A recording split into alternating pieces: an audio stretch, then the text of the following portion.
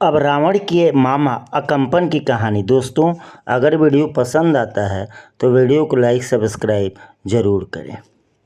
रावण के एक मामा थे जिनका नाम था अकम्पन। वे एक शक्तिशाली और मायावी राक्षस थे, लेकिन उनका स्वभाव रावण और उसके अन्य भाइयों से बिल्कुल अलग था।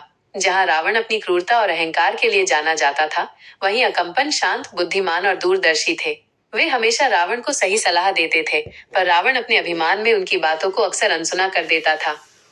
एक बार की बात है, रावण ने अपनी बहन शूर्पणखा की नाक और कान काटे जाने का बदला लेने के लिए सीता का हरण करने का विचार किया। ये बात जब अकम्पन को पता चली तो वो तुरंत रावण के पास गए। उन्होंने रावण से कहा, हे लंकेश, मैं जानता हूँ कि आप बहुत क्रोधित हैं, लेकिन एक स्त्री का हरण करना धर्म के विरुद्ध है। राम कोई साधारण मनुष्य नहीं है, वे स्वयं भगवान विष्णु के अवतार हैं। उनसे वैर लेना हम सबके लिए विनाशकारी सिद्ध होगा। अकम्पन ने रावण को समझाया कि राम के पास अद्भुत शक्तियां हैं और उनके साथ युद्ध करना मूर्खता होगी। उन्होंने कहा, राम के एक बाण में इतनी शक्ति है कि वो पूरी लंका को एक पल में नष्ट कर सकता है। अगर आप सीता को वापस कर दें तो इससे आपका मान भी बढ़ेगा और आप अपने विनाश को टाल पाएंगे। परंतु रावण ने उनकी बात पर ध्यान नहीं दिया। उसने हंसते हुए कहा, मामाश्री, आप तो कायरों की तरह बातें कर रहे हैं। मैं तीनों लोकों का स्वामी हूँ। राम मेरे सामने क्या है? उनकी क्या मजाल जो वे मेरे मार्ग में आए।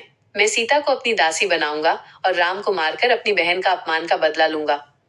रावण का अहंकार इतना प्रबल था कि उसने अकम्पन की बुद्धिमत्तापूर्ण सलाह को ठुकरा दिया।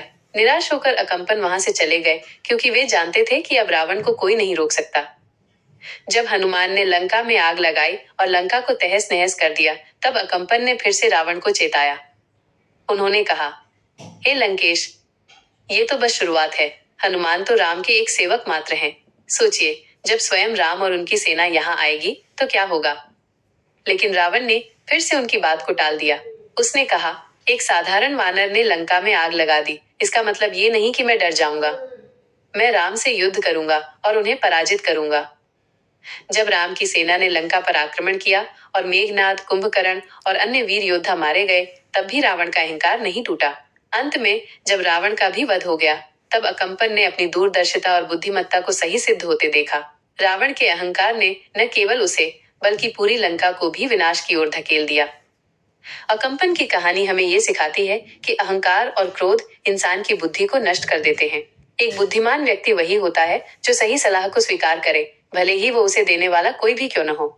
अकम्पन ने हमेशा सही राह दिखाई, लेकिन रावण ने अपनी मूर्खता के कारण उनकी बातों को अनसुना कर दिया और अपने अंत का कारण बन गया।